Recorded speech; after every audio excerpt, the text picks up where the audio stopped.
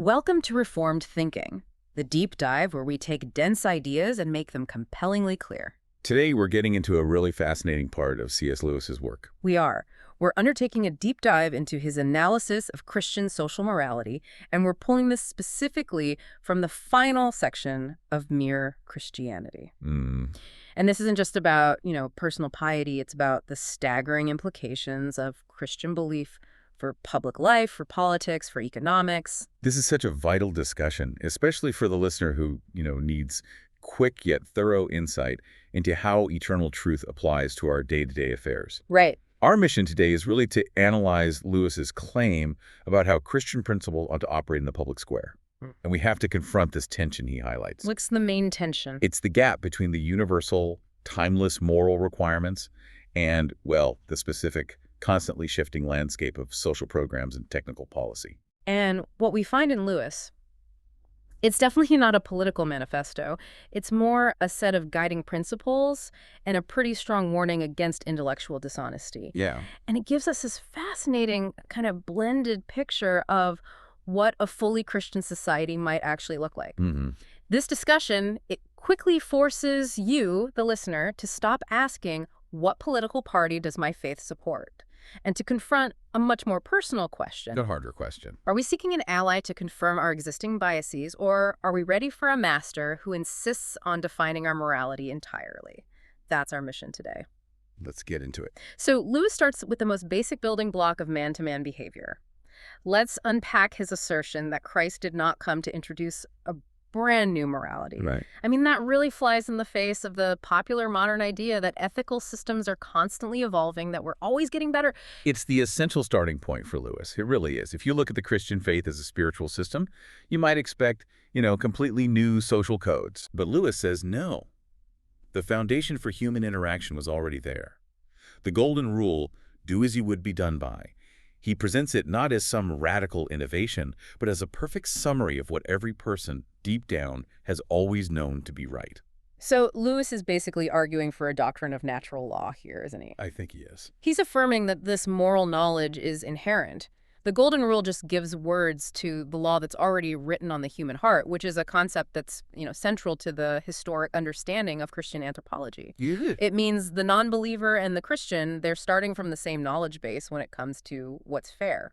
That's exactly right. And he uses that observation to make a very sharp distinction between genuine moral teaching and what he just dismisses as novelty. Right. Really great moral teachers, Lewis says, they never introduce a new morality. If someone comes along claiming to have invented an entirely new ethical system for how we should treat each other, Lewis just puts them squarely in the camp of quacks and cranks. Quacks and cranks. They're not building on reality. They're trying to redesign the universe. That distinction is so important because it reframes the whole task of the church in the social sphere. It does. If morality isn't new, then the job of the teacher isn't instruction in the sense of, delivering unfamiliar information. We aren't developing new commandments, we're just enforcing old ones. And that shifts the focus from an intellectual problem to a moral one. A failure of the will. Exactly, a moral failure. Lewis quotes Dr. Johnson, who observed that people need to be reminded more often than they need to be instructed. We have the knowledge of what's good. Our problem is we forget, or more accurately, we willfully avoid it. I think we need to spend some time on the analogies he uses for this because they're so vivid. They capture this constant human tendency to just avoid moral difficulty. They're great. The whole effort of Christian social teaching, as he frames it, is about dragging us back again and again to those simple principles we're so anxious to get around. Yes, he gives two fantastic images of what this difficult, repetitive work looks like. The first is the analogy of bringing a horse back, time after time, to a fence it refused to jump. Right. The horse knows the fence is there. It knows what's required. But every single time, it tries to veer off, looking for an easier path around the obstacle. The fence isn't moving, and the rider's command isn't changing. And the rider, the moral teacher, doesn't say, well, if you won't jump the fence, I guess I'll design a nice ramp for you. The instruction stays the same. And the second analogy is the child trying to shirk the most difficult part of a lesson. The teacher doesn't change the curriculum or simplify the math just because the student finds it hard. The teacher insists the child return to that point of friction until the obstacle is overcome. In both of those cases, the difficulty is not cognitive, it's volitional. It's about the will. We understand the golden rule instantly. We know what do as you would be done by means when our neighbor is deciding something that affects our welfare. The difficulty is in doing it when it cuts directly against our financial interest or our professional ambition or just our sense of personal comfort. So if the foundation of Lewis's social thought is that the source of our conflict is a failure of the will, that we already know the moral law and just refuse to obey it, that dramatically changes what we should expect Christianity to provide in the way of solutions. Absolutely. The implication is huge. It means social morality isn't going to be solved by some ingenious new political theory or a flawless economic model. Wow. It requires a fundamental submission to what we already know is right, something we keep trying to get away with avoiding. It's a problem of the heart, not a problem of the spreadsheet. Okay, so if Christianity isn't introducing a new moral code, and its core social teaching is just the universally recognized golden rule, then the next logical question is, what role does it play in shaping the specific mechanics of society? Things like government budgets or trade agreements. Does Lewis offer a detailed blueprint for a Christian state? And he answers that question with a very strong no. And the reason for that no is really crucial.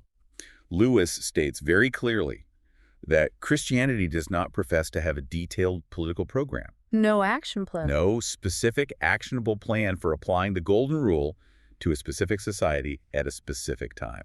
And why is that deliberate omission so necessary for the faith?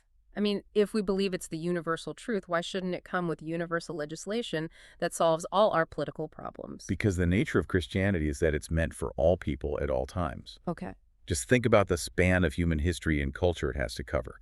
You've got nomadic tribes in the desert 2 millennia ago, and then you have highly specialized, industrialized economies today. Worlds apart. Completely. A specific policy or a detailed program that was suited for, say, 1st century Roman law or 16th century feudalism would be utterly unsuited and probably destructive to 21st century global markets.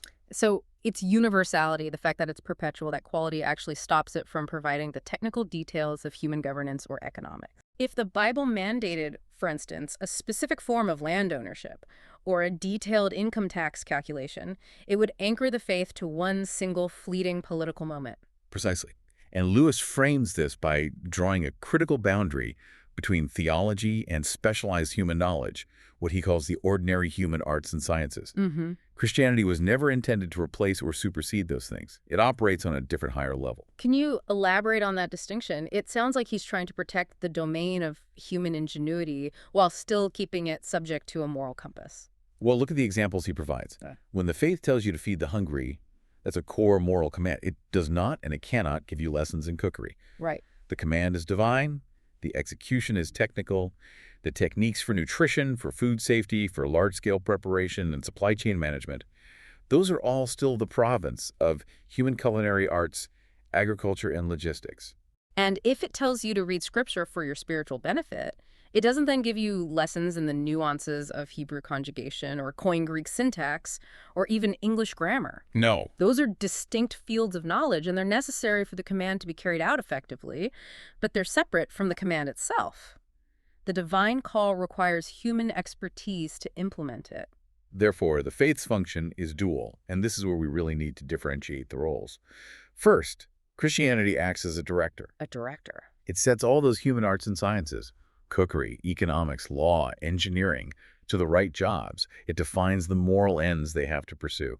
Okay, so a secular economist might define success as, say, abstract GDP growth. Right. Whereas a Christian director insists that economic policy has to prioritize justice and the welfare of the weakest members of society. So that sets the moral boundary. But what about the practical motivation? That's where the second function comes in, the source of energy. Yes, the energy source.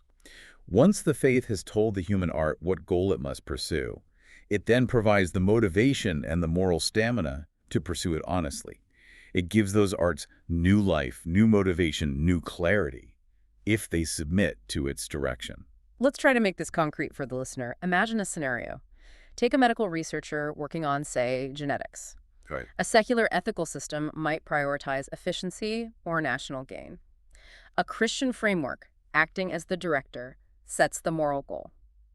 This research must respect the inherent dignity of the human person. Right. No exceptions. And then acting as the source of energy, it gives that researcher the commitment to resist the temptation to cut corners or fudge data or pursue prestige over truth or prioritize profitable outcomes over genuinely charitable applications. So the researcher still uses human science, genetics, but the motive force and the ultimate moral boundary are dictated by the faith. And without that energy, Lewis suggests, even the best policy directed toward the right goal will eventually just collapse into self-interest and corruption. So Christianity provides the moral engine and the navigation system, but it insists that the actual vehicle, the expertise, the policy, the technical know-how, that has to be provided by dedicated human experts. Exactly. It governs the why and the what, but it leaves the how to the domain of professional skill. And this distinction between director energy and policymaker brings us directly to a very common criticism, one Lewis heard a lot, which is often phrased as, the church ought to give us a lead. You know, if the world is falling apart, people look to the visible, organized institution, the clergy, for the detailed solutions. And Lewis is pretty dismissive of this demand. He actually calls the expectation silly. Strong word. It is. He argues that when people say they want the church to give a lead, they almost always mean they want the ordained clergy to come up with a detailed political, economic, or social program. A budget, a healthcare plan. And a set of labor laws, yeah. And this, he says, reveals a misunderstanding of both what the church means in this context and what the clergy are actually trained to do. So we need to clarify his terms. If we are asking for the church to give a lead in society, who should we actually be referring to? He says we should mean the whole body of practicing Christians. The laity. Yes. The lead should come from believers who happen to possess the right secular talents and expertise. This means the Christians who are trained as economists, the Christians who are magistrates or statesmen, the Christian schoolmasters, the Christian union organizers. They are the ones responsible for directing their professional efforts toward applying the golden rule in their specific domains.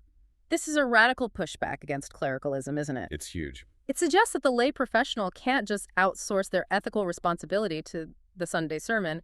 The job of application rests squarely on the layman. Absolutely.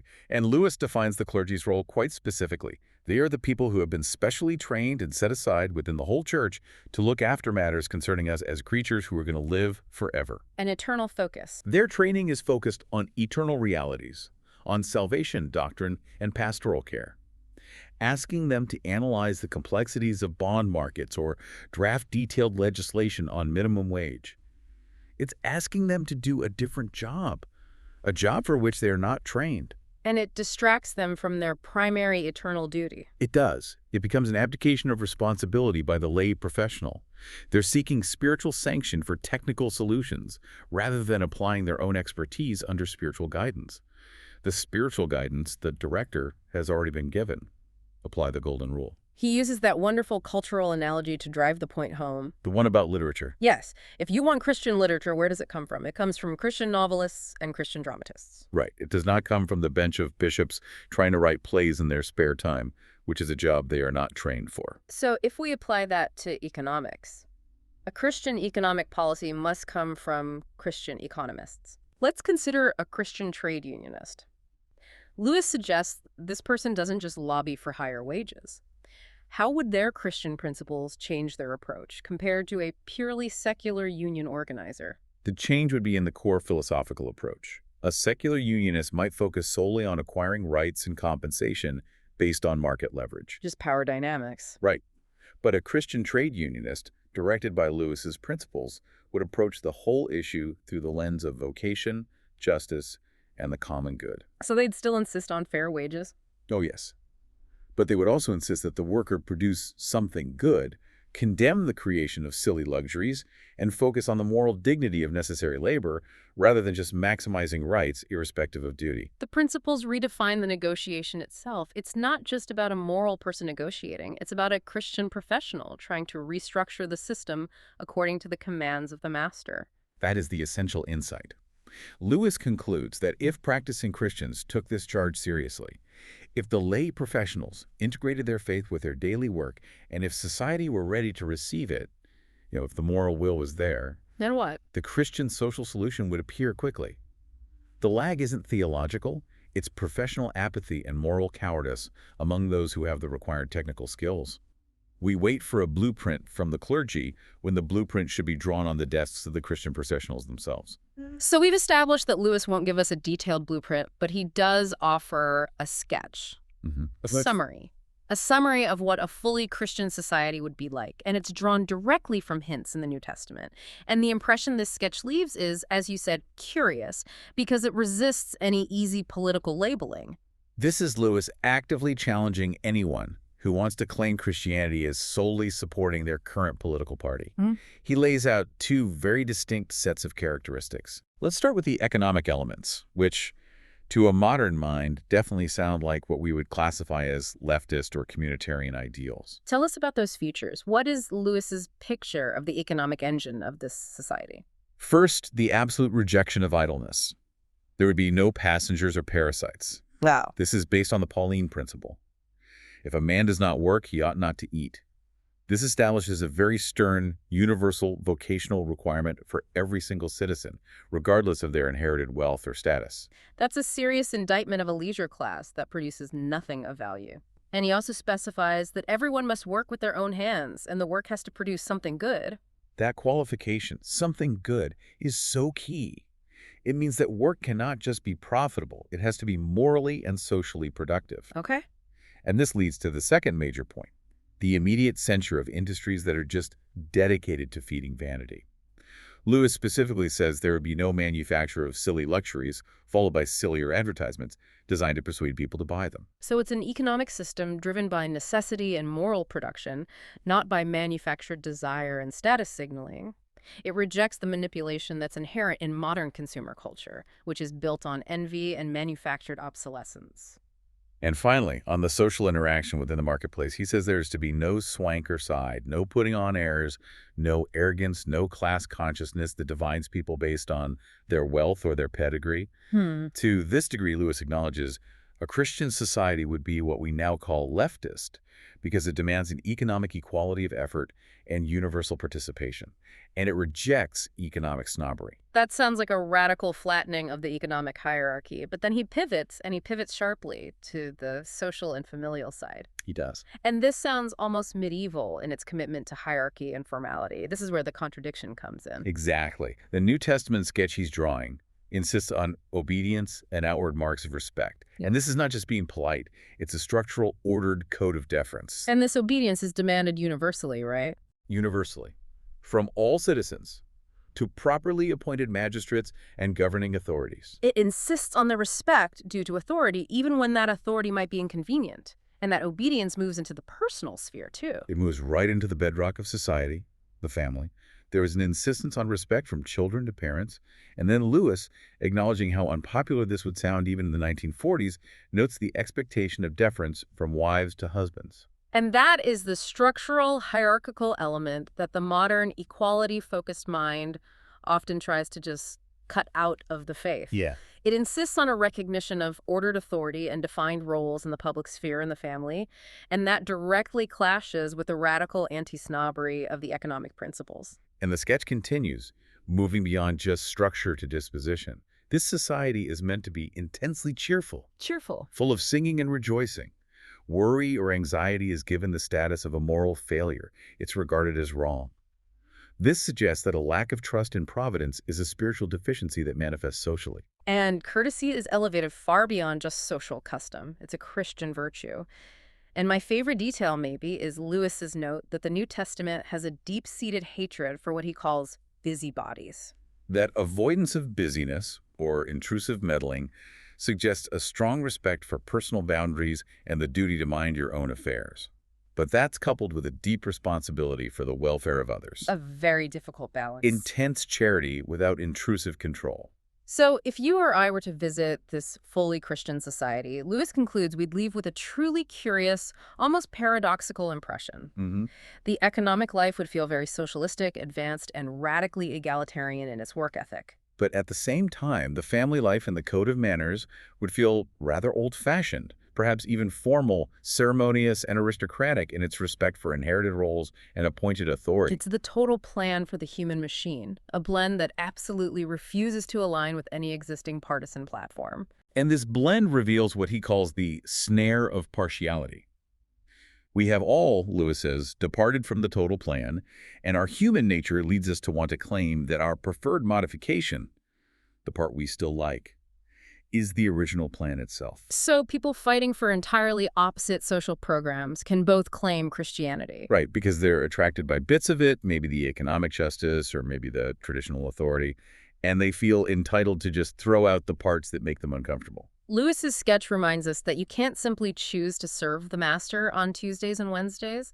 Submission requires accepting the whole, often contradictory-sounding package. It does. So moving from that general social sketch to some specific thorny economic problems, Lewis raises an issue that connects historical moral teaching directly to the foundation of our entire modern financial system. Yes, the ancient consistent condemnation of usury or lending money at interest. This is one of the most intellectually honest moments in his social discussion, I think, because he highlights a deep tension without offering a simple answer.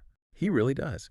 He reminds us that three distinct and great civilizations, the ancient heathen Greeks, like Aristotle, the Jews in the Old Testament, and the great Christian teachers of the Middle Ages, they all agreed in condemning the practice of lending money for profit. And that practice, what we now call investment or bonds or even just savings accounts, is the absolute foundation of modern capitalism. It's what drives growth and retirement planning. So why was the condemnation so consistent across such diverse cultures and eras? The historical condemnation often rested on the idea of money being sterile. Sterile. The early view held that money itself didn't produce anything. Only labor or land could produce value. Therefore, charging interest for money lent for consumption, like a starving man borrowing for bread, was seen as exploiting necessity. That makes perfect sense for private loans of necessity in a low-growth agrarian society. But what about the modern argument against applying this condemnation? Well, modern economists argue that those prohibitions only applied to the private, exploitative moneylender, the loan shark, and that these ancient thinkers could never have conceived of the joint stock company or corporate bonds or productive capital investment designed to fund new factories and create wealth. Right. Modern interest, they argue, is compensation for risk, not exploitation of the poor. But Lewis refuses to settle this. He states clearly that he is not an economist and he can't decide the question. He doesn't. But he doesn't let the reader just dismiss the problem either. He highlights the necessity of a Christian economist to settle whether the modern investment system, which depends entirely on interest, is truly productive and moral, or if it is, at its root, responsible for the persistent state of injustice. And the weight of his observation is significant. Three great civilizations agreed in condemning the very thing upon which our whole life is based. This is a call to the Christian professional to take up their duty, what we talked about in Section 3, and apply their technical expertise to resolve this ancient moral conflict, instead of just assuming that modern practice has somehow invalidated a historical moral consensus. So Lewis presents the issue of usury as an unresolved technical moral challenge that requires specialized Christian wisdom. But then he pivots immediately to the non-negotiable imperative that has to govern all economic activity, resolved or not. Charity. Exactly, charity. This is the absolute center of Christian economic thought. Lewis notes the specific reason the New Testament commands everyone to work, in order that he may have something to give to those in need. So labor isn't just for self-sufficiency or for profit. Its purpose is fundamentally philanthropic. And the weight of this is underscored by his reference to the parable of the sheep and the goats in Matthew 25. A terrifying passage. It is. In that passage, charity feeding the hungry, clothing the naked, visiting the sick and imprisoned, it's presented as the very hinge upon which eternal judgment turns. It's not an optional extra, it's the vital sign of genuine faith. This leads Lewis to confront a common modern viewpoint. A lot of people today argue that charity ought to be unnecessary. Right. The focus, they say, should be purely on creating a flawless society through social reform and universal welfare systems, where no poor person exists to receive charity in the first place. And Lewis agrees that Christians should absolutely seek that poverty-free society, but he issues a very strong warning against using the pursuit of systemic reform as an excuse for personal inaction. Right. If anyone thinks that pursuing systemic change means they can stop giving in the meantime, he says they have parted company with all Christian morality. The pursuit of the perfect system does not exempt us from immediate, personal, sacrificial giving. So this moves the discussion into the practical challenge. How much should we give? Lewis admits this is difficult, but he offers what he calls the only safe rule, which is radical in its implications, to give more than we can spare. Let's just pause there, because that changes the entire mental framework. Giving is no longer about balancing a budget or calculating a tithe percentage. Yeah. It's about operating outside the boundaries of personal comfort. And he provides a litmus test for you, the listener, to examine your own giving habits. The test is comparative and experiential. If your spending on comforts, luxuries, and amusements is essentially the same as everyone else in your income bracket, Lewis says you are probably giving too little. You're just conforming to the world standard, not the master's. And the truly difficult part is the experiential measure. If our charities do not pinch or hamper us, they are too small. True Christian giving, Lewis argues, should exclude things we would genuinely like to do.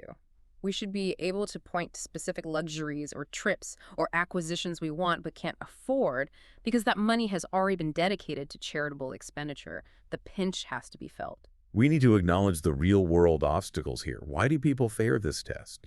Lewis is so perceptive. He says the greatest obstacle is often not extravagant living, but a more subtle internal force. What is it? Fear. The fear of insecurity. The anxiety that if we give away what we can spare, we won't have the buffer needed for the unforeseen crisis of the job loss, the health emergency, the expensive repair. And that fear is, in theological terms, a temptation. It's a lack of trust in providence that has to be recognized and fought against. But he identifies another subtle hindrance too: pride. Pride tempts us to spend more on visible, showy forms of generosity like over-tipping or hosting lavish parties, where the generosity is immediately acknowledged and it reinforces our social standing. Right. Meanwhile, we spend less on those who genuinely need help in quiet, unacknowledged ways, where our personal vanity gets no immediate reward. And Lewis ends this section with an important qualification about immediate urgent distress. He specifies that particular cases among relatives, friends, neighbors, or employees, those specific needs that God forces upon our notice, they may demand much more, potentially even crippling and endangering our own financial position. And that is the ultimate test of the golden rule, applying it when it truly costs us something vital. And that brings us to his conclusion. Yes, we come to Lewis's conclusion on social morality, and he anticipates the immediate frustration of his audience.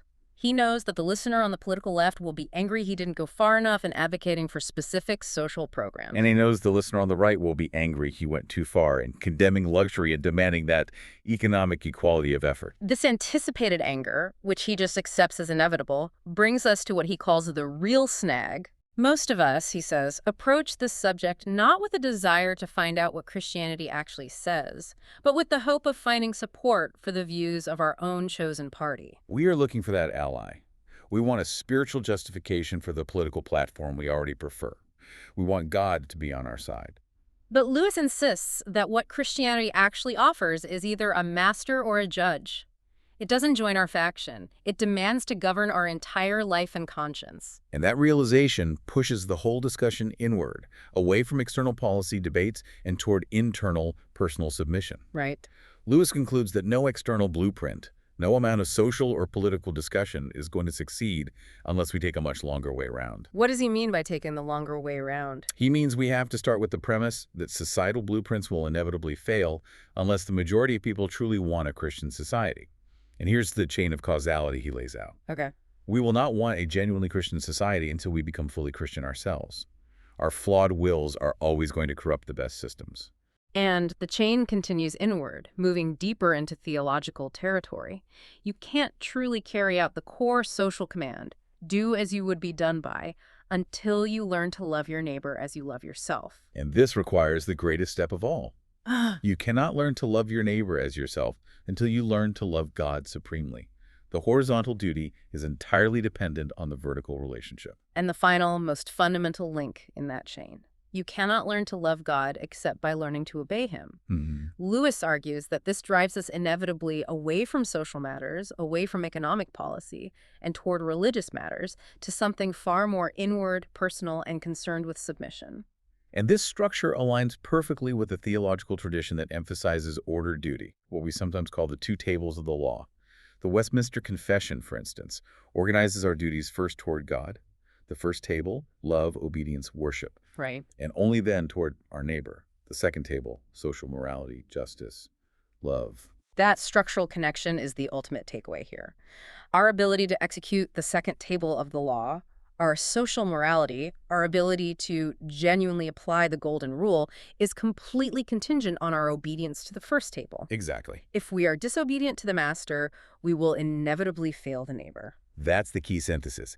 If we try to take the shortcut, spending all our time drafting flawless policy and arguing for external reform without achieving internal consistent obedience, which is the long way, The policy will fail. it will be instantly corrupted by our pride, our fear, and our self-interest. Lewis's final verdict is that the longest way round is the shortest way home. The only path to a genuinely Christian society starts inward, with personal submission and obedience to the master, not outward, with seeking a political ally. The ultimate success of our social efforts, whether we achieve that curious blend of economic radicalism and traditional courtesy, depends entirely on the spiritual starting point. Submission and obedience to the whole of the divine command, not just the comfortable bits we currently endorse. So, what C.S. Lewis forces us to confront in this deep dive is that the effectiveness of our social effort in the world relies entirely on the depth of our inward obedience to God. He provides that surprising sketch of a Christian society, one that intentionally frustrates easy political classification, but makes it absolutely clear that we will never arrive there by external reform alone. And that critical call for application falls back ultimately on the lay professional. We have to stop asking the clergy for economic or political answers. Right. If you are a Christian statesman or a Christian teacher or a Christian economist, the specific responsibility to apply the golden rule ethically within your technical field is yours alone. Lewis reminds us that specialized knowledge is required, but it must be set to the right job by the director, which is the faith itself. Lewis suggested that the greatest obstacle to charity is often not luxury, but the fear of insecurity, the anxiety that we won't have enough if we give too much. We were reminded that the only safe rule is to give more than we can spare, ensuring that our charities pinch or hamper us. This means taking charity out of the realm of budgeting and into the realm of genuine sacrifice. We leave you with this provocative thought to consider this week. What specific practical action, if taken, would cause your own charitable giving to genuinely pinch or hamper your current standard of living? And if you find yourself resisting that action, is that resistance a measure of your trust in providence?